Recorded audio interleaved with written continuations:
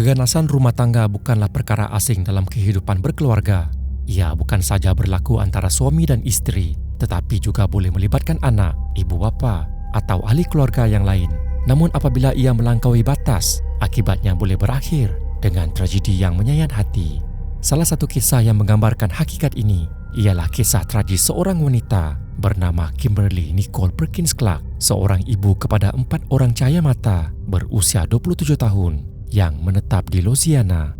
Dia berkahwin dengan Sam Clark Jr., seorang lelaki berusia 52 tahun, kira-kira 25 tahun lebih tua daripadanya. Selama bertahun-tahun, Kimberly hidup dalam suasana penuh ketakutan dan tekanan. Penderaan fizikal dan emosi menjadi sebahagian daripada kehidupan hariannya, sehinggalah pada bulan Oktober 2015, Sam menghubungi pihak polis untuk melaporkan kehilangan sejumlah wang dan menuduh Kimberly terlibat dalam penyalahgunaan dadah. 911, where's your emergency? I need somebody to come to 8600 Chauvin Lane as soon as possible. She has money in her pocket, which she's not supposed to have. I got $500 inside my blood cabinet. Okay, and I want to find out what's going on. You're not leaving. You're not leaving. Kim, don't leave this house. Kim, don't leave this house because you know you're doing wrong. Okay, what's your name, sir? My name is Sam Clark, and she's walking out of the house with my baby. Namun apabila anggota polis tiba di lokasi, keadaan menjadi semakin tegang. I want a drug tester, and I want to find out what the hell's going on.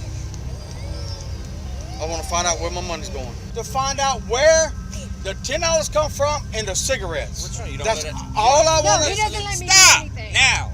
What's wrong? You don't let her have no money? She can't have no money? Yeah, she can have money anytime she wants. Then why are you worried about where her $10 come from in her Because purse? I want to know. Because I got $500 missing out my house. You cannot force her to go take a drug test because you're married to her. That don't work like that. You cannot control a woman like you're trying to do right here. Kimberly kemudiannya memaklumkan kepada pihak polis bahawa Sam telah mencekik lehernya dan memulas kakinya sehingga hampir patah. He grabbed me around my throat and choked me and twisted my leg to where it almost broke, I'm telling you. Wouldn't that happen last week? No, tonight. Ketika seorang pegawai polis menarik Kimberly ke tepi dan bertanya dengan suara perlahan sama ada dia pernah menjadi mangsa keganasan rumah tangga, Kimberly akhirnya mengaku bahawa suaminya telah mengacukan pistol yang berisi peluru ke kepalanya pada malam sebelumnya. He put a in my head the other night. I'm not gonna say nothing about that, but he put a to my head and threatened me. And you know what? I wasn't scared. I was ready for it to happen. Namun meskipun terdapat kesan lebam di lehernya dan ketakutan yang jelas dalam nada suaranya, Kimberly tetap enggan membuat laporan terhadap suaminya. Do you want to be on the news as a statistic meaning another domestic female because she feared to leave? Is that what you want? No. Because honestly, this is where it's going. Dia tetap memilih untuk melindungi suaminya meskipun dia sedar dirinya sudah lama menjadi mangsa penderaan. Pihak polis bagaimanapun tetap mengambil tindakan dan menahan Sam malam itu juga. Sir, stop. Turn For what? around. Watch out. What you want to arrest me for? Why are y'all arresting him? Why are y'all arresting me? Wait, Do not do this. why are y'all arresting him? Domestic violence. Domestic violence. It's pretty No, obvious it is she was grabbed around the throat. Finger marks on both It is a hickey. It's 2 of them. One in the back of her neck and one in the front of her neck. Okay. What about the other day when you put a gun to her head? I ain't put no gun to her head. Namun sebaik saja kes ini dibawa ke mahkamah, Kimberly menarik balik kenyataannya. Dia menukar versi cerita dan akibatnya pertuduhan terhadap Sam dikurangkan kepada kesalahan kecil. Pada Mei 2016, Sam dijatuhkan hukuman penjara selama 6 bulan. Satu hukuman yang terlalu ringan bagi kes penderaan, khususnya apabila melibatkan kecederaan fizikal terhadap mangsa. Corak seperti ini bukanlah sesuatu yang luar biasa dalam kes keganasan rumah tangga. Mangsa sering menarik balik aduan kerana takut, keliru atau terlalu bergantung kepada emosi kepada pelaku. Kimberly tidak terkecuali. Walaupun dia cuba meneruskan hidup, jelas dia masih hidup dalam bayang ketakutan yang berterusan. Apabila Sam dibebaskan dari penjara, pasangan itu memutuskan untuk berpindah ke kawasan lain. Namun penderaan terhadap Kimberly tidak pernah berhenti. Ia terus berlaku, malah semakin kerap hingga akhirnya mencapai kemuncak yang berakhir dengan tragedi. Pada 28 Mac 2016, Sam Clark menembak Kimberly 2 kali di bahagian belakang kepalanya di sebuah jambatan di Palmetto, St. Landry Parish. Dia kemudian mencampakkan tubuh istrinya ke dalam terusan dari jambatan itu. Menurut laporan, Kimberly dikatakan masih hidup ketika jatuh ke dalam air, namun dia akhirnya mati lemas. Sam membuang senjata tersebut dan pada awalnya menafikan sebarang penglibatan, namun dia akhirnya mengaku selepas disoal siasat. Mayat Kimberly ditemukan keesokan harinya dan hasil bedah siasat mengesahkan bahawa 2 kesan tembakan di kepalanya menyumbang kepada kematiannya. Tetapi punca utama kematian adalah lemas. Malam sebelum dia dibunuh, Kimberly sempat memuat naik statusnya di Facebook. Kalau saya mati, sebut nama Sam Jr., nama pertama suaminya. Sam Clark ditangkap pada 29 Mac 2016 dan didakwa atas tuduhan membunuh darjah kedua. Namun dalam perbicaraannya pada September 2018, dia cuba menukar cerita. Dia mendakwa pembunuhan itu bukan dirancang, tetapi berlaku kerana api kemarahan selepas mengetahui bahawa Kimberly mahu meninggalkannya. Di bawah Undang-Undang Louisiana, manslaughter merujuk kepada pembunuhan yang dilakukan dalam keadaan marah atau tertekan secara tiba-tiba. Walaupun peguamnya cuba menggunakan alasan itu untuk meringankan hukuman, mahkamah tetap menolak permohonannya. Sam Clark dijatuhkan hukuman maksimum 40 tahun penjara dan hukuman itu kemudian dikekalkan dalam rayuan.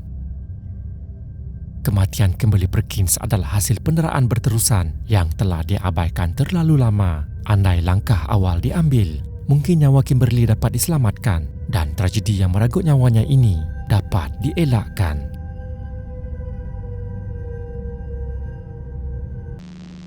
Olga Gaikovich ialah seorang wanita Rusia berusia 29 tahun berasal dari Syktyvkar, Republik Komi. Pada 11 Jun 2012, dia menaiki sebuah kenderaan jenis Audi Evo bersama suaminya serta keluarga abang iparnya. Kereta tersebut dipandu oleh suaminya, manakala Olga duduk di tempat penumpang hadapan. Rakaman kamera dashcam pada mulanya memperlihatkan perjalanan yang kelihatan biasa seperti ribuan perjalanan lain yang pernah mereka lalui sebelum ini. Namun tanpa disedari, perjalanan itu sedang menuju ke satu tragedi yang tidak pernah dijangka. Sekitar jam 11 pagi, ketika kenderaan itu melalui sebuah lebuh raya antara Azov dan Peshkova, kelihatan sebuah lori bermuatan berat datang dari arah bertentangan. Segalanya berlaku dalam sekelip mata.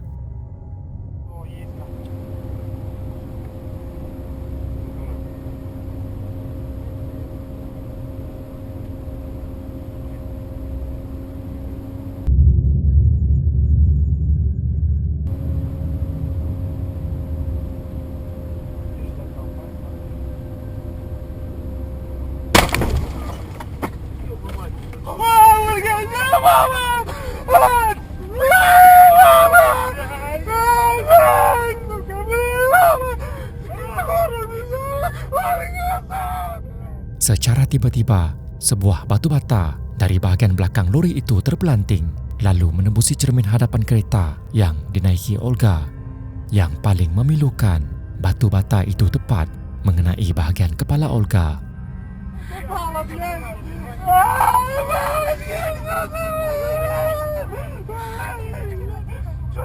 Dalam rakaman, kedengaran jeritan kesakitan Olga diikuti suasana panik dan cemas di dalam kenderaan.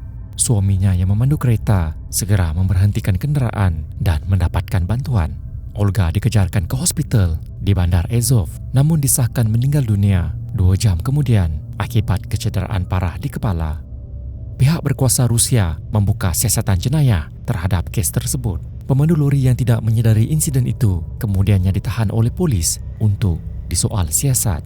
Kes ini tidak dianggap sekadar kemalangan biasa oleh pihak berkuasa Rusia kerana ia melibatkan kecuaian yang membawa kepada kematian seseorang.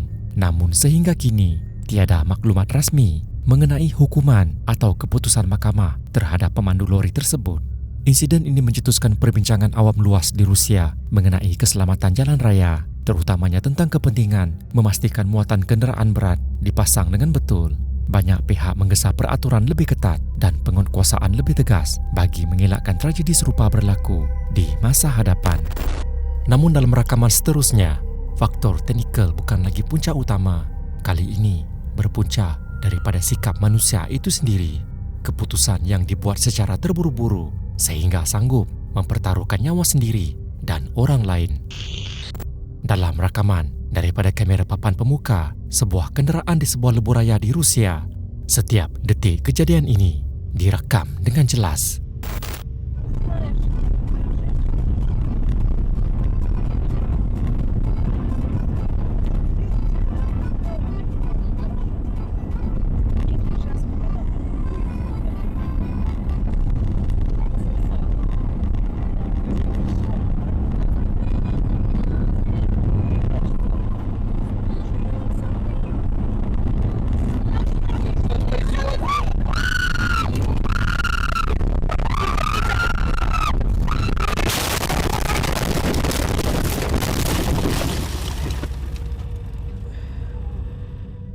Pada saat pemandu tersebut mula melencong ke lorong bertentangan untuk cuba memotong 3 buah kenderaan termasuk sebuah lori, jelas ia merupakan satu tindakan terburu-buru dan amat berbahaya.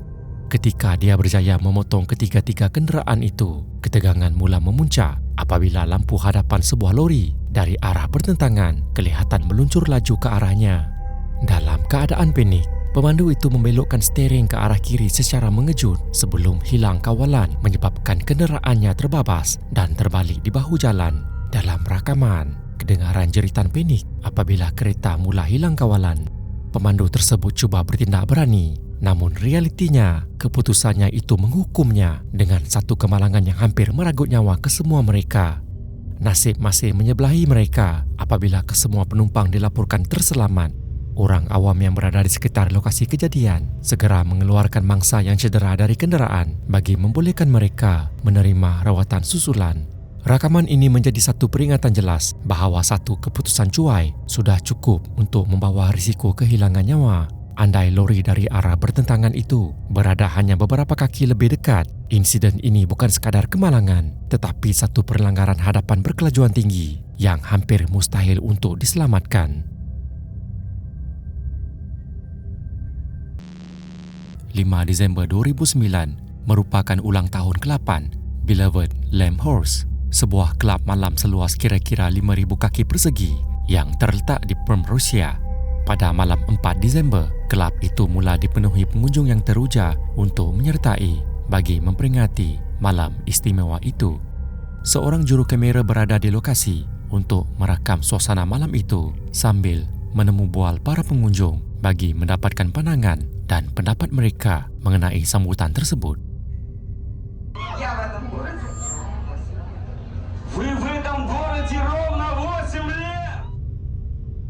Selepas temu bual, rakaman menunjukkan suasana di lantai tarian yang dipenuhi pengunjung yang menari dan berpesta, membangkitkan semangat serta menambahkan keriangan malam itu.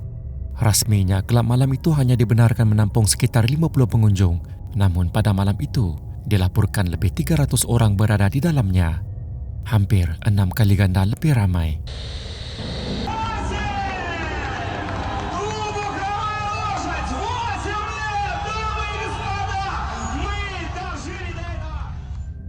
Seorang pengacara terus menghidupkan suasana dengan bergurau senda bersama 2 wanita muda, sementara juru kamera menumpukan lensanya ke arah mereka bertiga.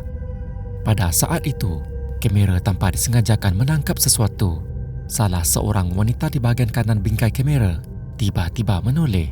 Matanya terarah ke sesuatu di belakangnya. Menyedari reaksi aneh wanita itu, juru kamera turut mengalihkan kamera ke arah yang sama. Очень люблю женщин, которые созрели. Зрелые, красивые, желанные, обаятельные. Дамы и господа, билей клуба, мы горим. Выходим из зала. Tanpa mereka sedari, percikan piroteknik ketika pertunjukan mengenai siling yang dipenuhi ranting hiasan kering. Dalam sekelip mata, api mula merebak dengan pantas. Pada awalnya, para pengunjung terpaku di tempat masing-masing selama beberapa saat, tidak menyedari apa yang sedang berlaku.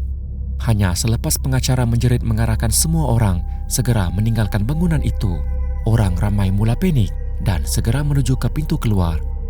Kelab itu sebenarnya mempunyai 2 pintu keluar, satu di pintu hadapan dan satu lagi di belakang pentas. Namun pintu di bahagian belakang tidak mempunyai sebarang tanda, membuatkan hampir tiada seorang pun yang menyedari kewujudannya. Akibatnya kebanyakan pengunjung bertumpu dan berasak ke arah pintu utama. Keadaan menjadi lebih buruk apabila salah satu daripada dua pintu di hadapan dikunci, menjadikan pintu kecil itu satu-satunya laluan keluar bagi lebih 300 orang yang terperangkap. Semakin ramai yang menolak untuk keluar, semakin sukar pintu itu dilalui. Sementara itu mereka yang ketinggalan di belakang mula hilang arah dalam kepulan asap tebal. Dalam kekecohan itu, rakaman kamera tiba-tiba menjadi gelap sebelum berhenti berfungsi sepenuhnya. Seorang lelaki bersama beberapa individu lain berjaya keluar melalui pintu itu, memperlihatkan keadaan huru-hara di dalam dan di luar bangunan. Menurut seorang pengunjung yang merupakan antara yang pertama keluar, tiada petugas bomba atau perkhidmatan kecemasan berada di lokasi selama kira-kira 20 minit selepas kebakaran bermula. Hanya 2 ambulans tiba membawa 6 atau 7 orang dan selepas itu tiada ambulans lain yang tiba. Petugas bomba berusaha menarik keluar beberapa mangsa dan membiarkan mereka terbaring di atas jalan selama lebih sejam dalam suhu luar yang mencecah 16 darjah bawah sifar. Situasi ini menyebabkan kematian bukan sahaja akibat kebakaran, tetapi juga akibat pendedahan berpanjangan kepada kesejukan melampau. Menurut laporan, seramai 100 orang meninggal di tempat kejadian, manakala 55 orang lagi meninggal di hospital, menjadikan jumlah kematian keseluruhan sebanyak 156 orang. Peristiwa ini mencatatkan kebakaran paling tragis di Rusia sejak kejatuhan Kesatuan Soviet. Rakaman pada malam kejadian dari sebelum hingga selepas kebakaran merekodkan momen paling mengerikan. 2 detik yang paling terpahat ialah reaksi seorang wanita yang pertama menyedari api mula merebak, menelan keseluruhan bangunan dan meragut ratusan nyawa dalam sekelip mata, menutup malam yang sepatutnya menjadi sambutan penuh keriangan dengan tragedi yang tidak dapat dilupakan. Kita seharusnya menumpukan perhatian hanya pada satu perkara pada satu-satu masa, lebih-lebih lagi ketika mengendalikan kenderaan atau berada dalam situasi yang berisiko tinggi. Namun apabila terlalu banyak perkara dilakukan serentak tanpa fokus, malang itu menanti. Rakaman ini memperlihatkan satu contoh tentang apa yang boleh berlaku apabila terlalu banyak perkara dilakukan serentak sehingga membawa kepada tragedi. Seorang lelaki dilihat sedang merakam video bersama rakan-rakannya ketika mereka menyusuri sebuah sungai. Lelaki yang merakam berada di bahagian hadapan bot dan bertindak sebagai peninjau, lebih menumpukan perhatian kepada merakam para penumpang serta pemandangan sekeliling. Sementara itu, seorang lagi dilihat berada di bahagian belakang dan mengendalikan bot.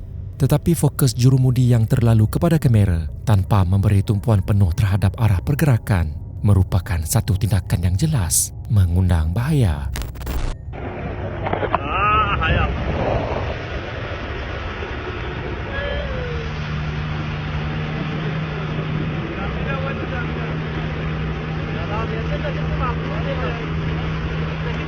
Ketika jurumudi sedang merakam penumpang, dia kemudian mengalihkan kamera ke arah hadapan.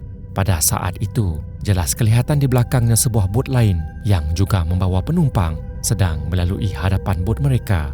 Dalam situasi itu, lelaki yang mengendalikan bot tidak mempunyai masa yang mencukupi untuk mengelak, lalu berlaku perlanggaran yang mengerikan.